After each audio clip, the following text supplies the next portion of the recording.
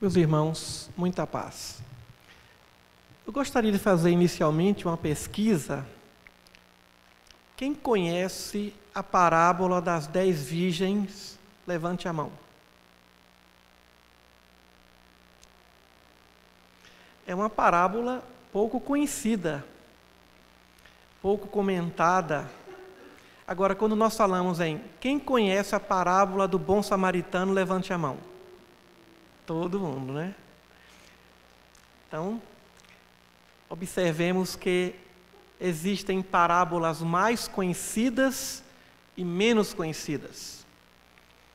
Na quinta-feira passada, estivemos aqui no Radiação com um grupo que estuda, um grupo que faz um estudo mais aprofundado do Evangelho e falamos a respeito dessa parábola. E aproveitamos a oportunidade para tratar do mesmo tema na noite de hoje. A parábola das 10 virgens. Em primeiro lugar, o que é uma parábola? Uma parábola é um recurso de linguística, um recurso para se transferir um conhecimento por meio de uma história, de uma comparação, uma alegoria. Então Jesus buscava a parábola como sendo um recurso para repassar um conhecimento mais profundo, mas com uma linguagem mais acessível, uma linguagem que todos pudessem compreender. Então, era uma técnica que Jesus utilizava, e é evidente que é uma técnica que podemos usar para fazermos alguns tipos de comentários ou levarmos alguns tipos de ensinamentos de uma maneira mais clara. Evidente que as ocultas, mas de forma reservada, Jesus explicava o teor das parábolas aos seus discípulos mais próximos. Por que 10 virgens? Por que o número 10? E por que virgens? Bem, quando nós estudamos os evangelhos, nós observamos que a numerologia de Pitágoras é utilizada, inclusive, como ferramenta de didática para se transferir o conhecimento a respeito do evangelho, do reino dos céus, do amor ao próximo. Quando Jesus, por exemplo, queria fixar nos seus ensinos, ele colocava o número 3. Todo mundo conhece aqui a parábola do bom samaritano. Inicialmente passou por ali um sacerdote, depois um levita e, em terceiro lugar, um samaritano, para socorrer um homem que havia sido assaltado e estava necessitado de socorro. Então, quando Jesus precisava repassar, fixar um ensino, ele usava o 3. Pitágoras nos ensinou que os números têm energias, transferem ensinamentos, e para ele, o número 1 simboliza o pioneirismo, simboliza a liderança, o número 2 simboliza o companheirismo, o número 3 a comunicação. Com 3 se comunica. Se a gente quiser que o outro aprenda de verdade, tem que falar para o outro 3 vezes. Entendeu, menino? Entendi. Entendeu mesmo? Entendi. Aí a terceira vez. Entendeu? E Jesus utilizava disso. Simão Bar-Jonas, tu me amas? Senhor, eu te amo. Apacenta minhas ovelhas. Simão, filho de Jonas, tu me amas? Eu te amo, Senhor. Apacenta minhas ovelhas. Terceira vez. Porque ele queria fixar. Simão, tu me amas? Senhor, o Senhor sabe que eu te amo. Então, Simão ficou constrangido. Então, a técnica do 3. E isso é tão interessante que nós observamos nas casas comerciais o número 3. É uma cultura do 3 em algumas casas comerciais para atrair clientes. A energia da comunicação do 3. O 4 simboliza a estabilidade, a realização. O 5, a expansividade. Quer expandir? Põe o 5. O 6, a família. Nas bodas de Caná, Jesus teve que transformar água em vinho e ali se encontravam 6 talhas de barro. O número 6, para Pitágoras, simboliza a família. O número 7, a sabedoria. O número 8, o poder, a riqueza. O número 9, a perfeição. Portanto, o número 10 simboliza um novo estágio. Simboliza o 1, porque 1 mais 0, 1. Então, sendo o número 1, como sendo 10, poderíamos imaginar que esse 10 significa uma nova passagem evolutiva. O espírito vai evoluir de um nível para outro nível mais evoluído. Então, o 10, a gente volta ao 1, mas não no contexto do 1, mas no contexto de quem passou pelos 9 estágios de evolução, dentro da visão pitagoriana. Porque virgem, 10 virgens. Virgem porque simboliza a inexperiência. A inexperiência. Não vamos confundir pureza com ingenuidade. A criança não é pura, ela é ingênua. Puro é o ancião que tem experiência e que sabe conduzir as paixões superiores no nível de sentimento de amor. Portanto, nós observamos que o contexto de virgindade simbolizaria a simplicidade e a ignorância do espírito. Nós aprendemos com a doutrina espírita que Deus cria os espíritos simples e ignorantes. Portanto, virgens no contexto da evolução. 10 virgens, homens e mulheres. E ele começa: o reino dos céus é semelhante a 10 virgens. O que é o reino dos céus? O reino dos céus é a suprema felicidade, é a iluminação espiritual. É quando o espírito passa por todo o processo reencarnatório e agora não mais necessitado de reencarnações expiatórias, passa para um processo de regeneração e evolui até não precisar mais evoluir em mundos corpóreos. Então, nós observamos que o reino dos céus foi uma grande temática que Jesus utilizou para ensinar por meio de parábolas, porque é algo muito difícil. E por que reino dos céus? E não hospital dos céus? E não universidade dos céus? E não casa dos céus? Fazenda dos céus? Cidade dos céus? E sim reino. Porque o reino simboliza a felicidade. Jesus foi mestre, médico e rei. A parte que menos conhecemos da face de Jesus é ele como rei. Como médico, curou muitos, médico de corpos e de almas. Como aquele que ensinava, como mestre, ele nos ensinou o Sermão da Montanha e tantos ensinamentos que ele nos legou. Mas Jesus rei, esse Jesus rei foi o Jesus que incomodou Herodes. O Jesus rei foi ele que foi perseguido quando tinha nascido, quando era criança, e quando carregava a cruz, lá estava escrita na cruz: aqui está o rei dos judeus.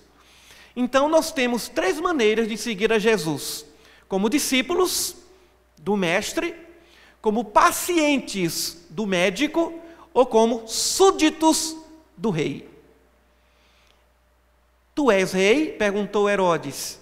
Tu dizes, mas o meu reino ainda não é desse mundo.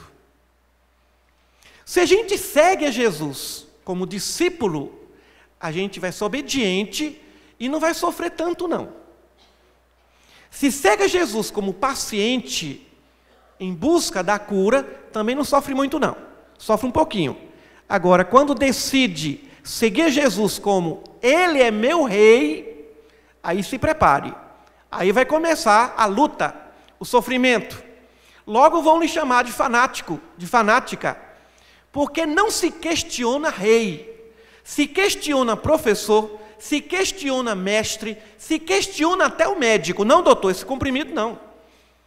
Mas rei não tem jeito. Majestade, o senhor quer, manda quem pode e obedece quem tem juízo. Mas nós estamos ainda muito distantes de sermos discípulos de Jesus em nível de súditos. Porque, na verdade, o que é que ele é? O nosso rei, o nosso diretor espiritual.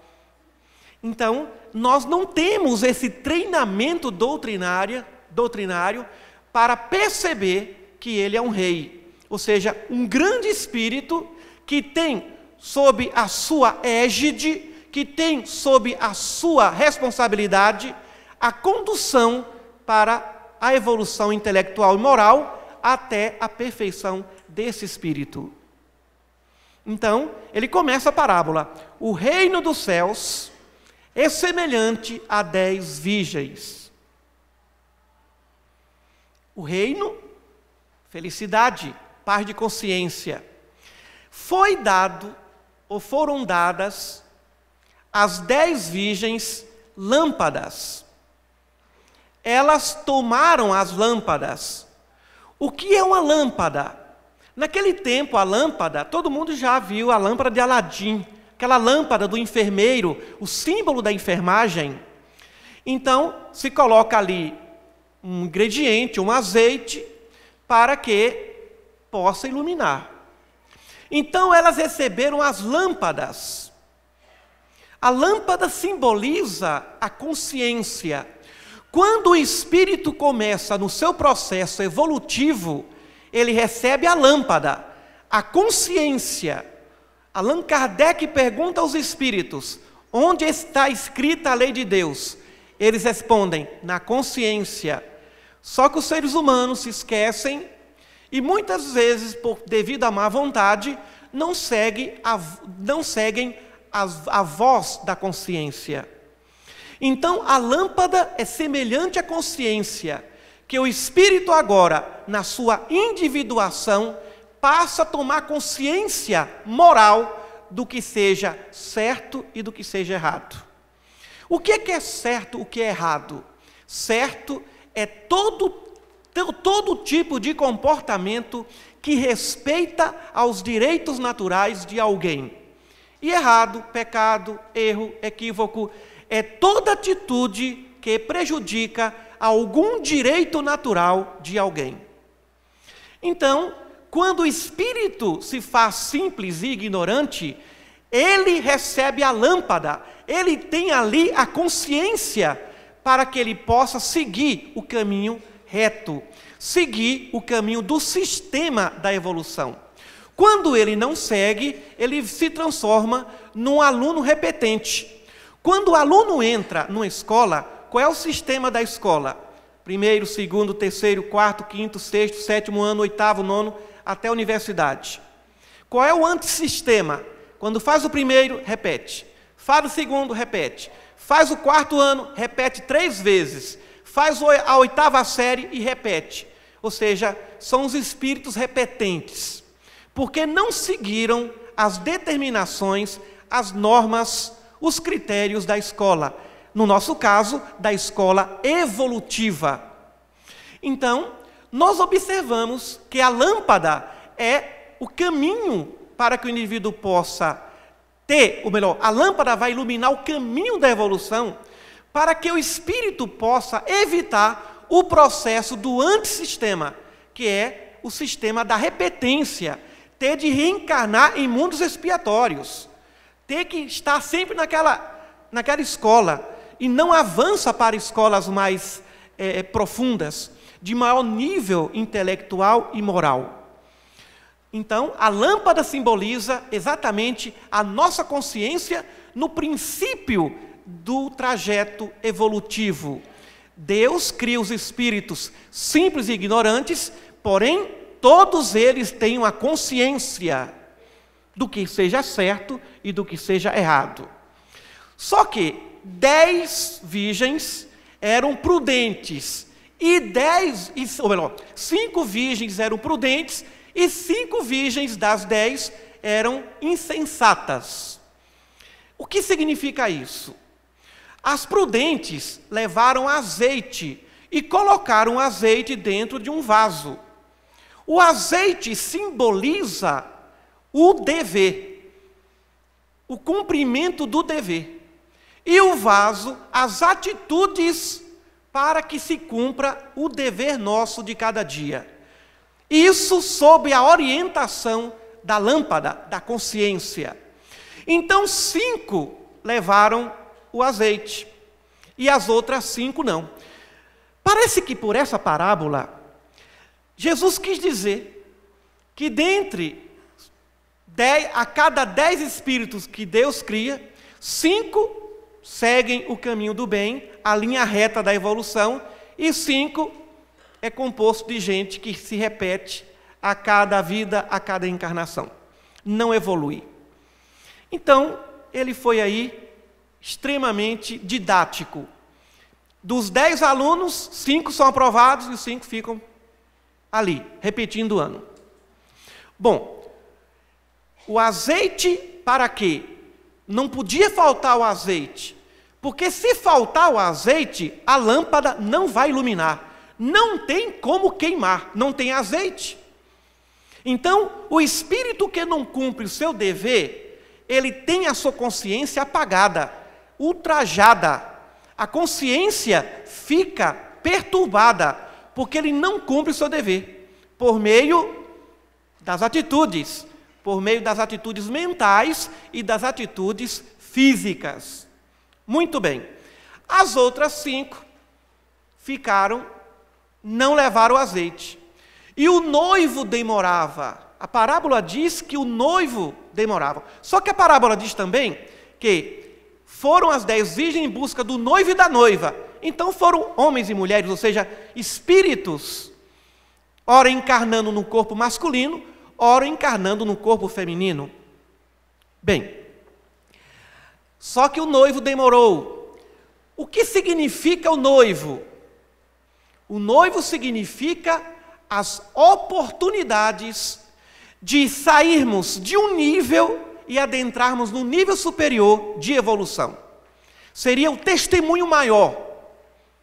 Seria a prova final do menino no colégio, do aluno. A prova final, esse vai ser o último teste. Se você passar nesse teste, você vai à frente. Se não, você não se forma. Tem que repetir o ano. Então o noivo simboliza a aprovação desse espírito que está em processo de evolução, para que ele galgue um nível superior de evolução intelectual e moral. Só que o noivo, o teste, o grande testemunho estava a demorar. E as 10 dormiram. É o tempo nosso e o tempo de Deus. Quantos de nós temos uma visão de tempo bem diferenciada do tempo da vida? Quantos de nós não temos paciência? Porque muitas vezes o tempo do outro não é o tempo nosso. A arte de termos paciência para com alguém é entrarmos no tempo desse alguém. O princípio do amor, da compreensão, é entrarmos no tempo dele. Para que um pai e uma mãe possam entender profundamente um filho ou uma filha, eles precisam entrar no tempo dele. E isso, inclusive, em termos culturais. Se não, vamos ouvir dos filhos: ah, pai, ah, mãe, você está ultrapassado, isso foi do seu tempo. Agora, a moda é outra. Quando nós queremos entender o outro, busquemos adentrar no tempo do outro. E elas dormiram, porque o noivo estava a demorar. Meia-noite, apareceu o noivo, alguém que estava vigiando, avisou a todas. O noivo chegou. E agora as 10 teriam que ir ao encontro do noivo. Mas para ir ao encontro do noivo, teriam que passar por uma noite escura. Meia-noite. Meia-noite é o horário de maior escuridão. Meia-noite é o tempo de maior tempestade na evolução. A meia-noite evolutiva de cada um de nós. A meia-noite do grande testemunho, de ter que andar no vale das sombras. Quem tiver azeite vai andar pelo vale das sombras. Quem não tiver azeite não vai dar conta. Vai se perder no meio do caminho, porque não vai conseguir enxergar. E as 10 ficaram ali, se preparando, se vestindo para ir ao encontro do noivo. E aquelas 5 virgens insensatas, as que não levaram o azeite, solicitaram-no para que, olha, me empreste um pouco do seu azeite. E elas responderam para as insensatas, as prudentes: não é o bastante para nós. Não foi má vontade, não foi egoísta. Não é o bastante. Significa dizer que não temos condições de carregar a cruz do outro. Podemos ajudar, podemos socorrer, mas cada um evolui dentro dos padrões da própria consciência e das características espirituais que é possuidor. Não podemos evoluir pelo outro, não podemos ser bondosos, caridosos pelo outro.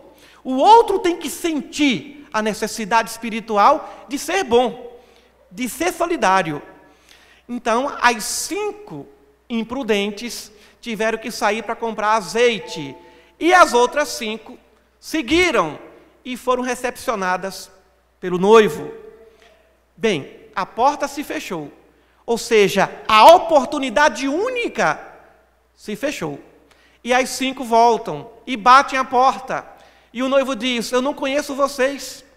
Agora vocês vão ter que passar por um novo processo de evolução para verdadeiramente, aprendendo agora essa lição, possa adentrar no reino dos céus. Ou seja, no reino de um novo nível mais avançado de evolução espiritual. E as outras ficaram lá. Então, essa parábola de Jesus nos fala sobre o trajeto evolutivo do espírito. O espírito que é criado simples e ignorante, possuidor de consciência e que precisa cumprir os seus deveres, sob pena de não atingir níveis maiores de evolução. Muitas vezes, em nossos sonhos de santidade, de angelitude, nós imaginamos, irmãos, que a santidade, a angelitude dependem de grandes sacrifícios. Santo é aquele indivíduo que cumpre o seu dever dia a dia. Santa é aquela mulher que cumpre o seu dever dia a dia. É pelo cumprimento de dever que haveremos de alcançar a santificação interior. A essa beatitude, a essa iluminação espiritual. E isso não se encontra no campo do fazer. Não se trata de fazer muitas coisas, de ocupar cargos importantes, de atingir grande sabedoria livresca, de ser muito conhecido, popular, famoso, de escrever muito, de trabalhar muito. Não está no campo do fazer, está no campo do ser. O sentimento de amor ao cumprir os deveres nossos de cada dia. No livro Renúncia, psicografado por Chico Xavier, de Emmanuel, quem já leu o livro Renúncia? Levante a mão. Quem não leu, conheça o livro Renúncia, em que lá existe um espírito denominado Alcione, um espírito de grande envergadura espiritual, muito evoluído, que veio à Terra com uma única missão. Não foi missão de ser sacerdotisa, não. Palestrante, escritora, oradora, diretora, organizadora de instituição religiosa, não. A missão dela foi de cuidar da família, da mãe, do pai, o dever. A única coisa que faltava para que esse espírito pudesse ascender às esferas superiores e nunca mais retornar a um planeta de provas e expiações. Então, a imagem que nós temos de que a fama, a glória, a riqueza, o poder, isso representa uma evolução espiritual, é uma concepção, uma imagem equivocada. Por isso que vale muito mais uma pessoa que faz um trabalho simples, mas com consciência de dever, com amor, do que aquele indivíduo que atinge ou que ocupa um grande cargo administrativo numa cidade, mas que não faz com amor. Então, o azeite é o cumprimento do dever com amor.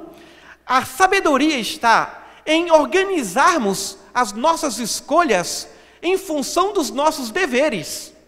Muitas vezes nós assumimos deveres que não são nossos.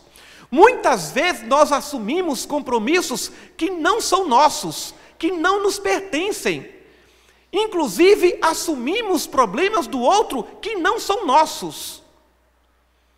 E sucumbimos, e caímos, porque desprezamos os nossos deveres mais primários.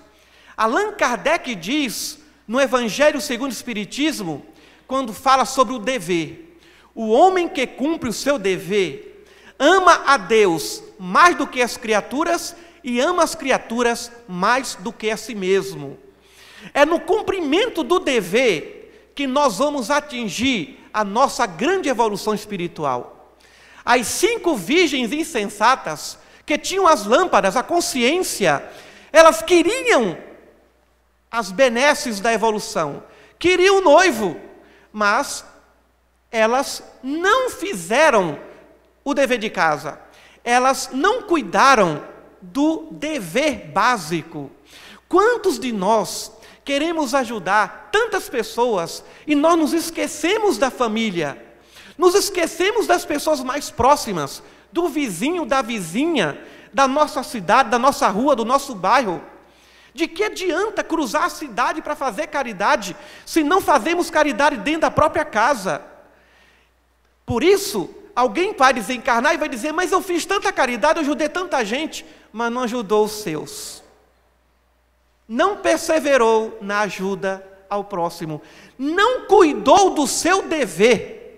Foi um profissional que não amou a profissão. Ah, mas eu fui obrigado a trabalhar naquilo que eu não gosto, então podia ter aprendido a gostar. Já que a vida está me obrigando a ser esse tipo de profissional, que eu trabalhe com amor. Então, o maior dentre todos os deveres do espírito encarnado, meus amigos, é o dever da evolução.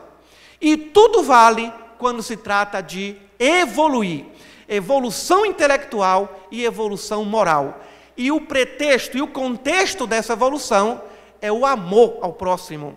É o sentimento de solidariedade, é ajudar o outro, mas sempre dentro da pauta do dever. Assim, nós vamos compreender que ser prudente é cumprir o nosso dever de cada dia. E todas as vezes que nós fugimos disso, nós vamos encontrar as portas fechadas, porque perdemos a oportunidade. O noivo simboliza a oportunidade. Nós vivemos muitos dias, mas cada dia é único. Nós vivemos muitas vidas, mas cada encarnação é única. Nós vivemos muitas horas, mas cada hora é única. Ou seja, cada oportunidade é única e nós temos que abraçar com muito amor cada oportunidade para que verdadeiramente façamos parte daquelas 5 virgens prudentes. Muita paz a todos.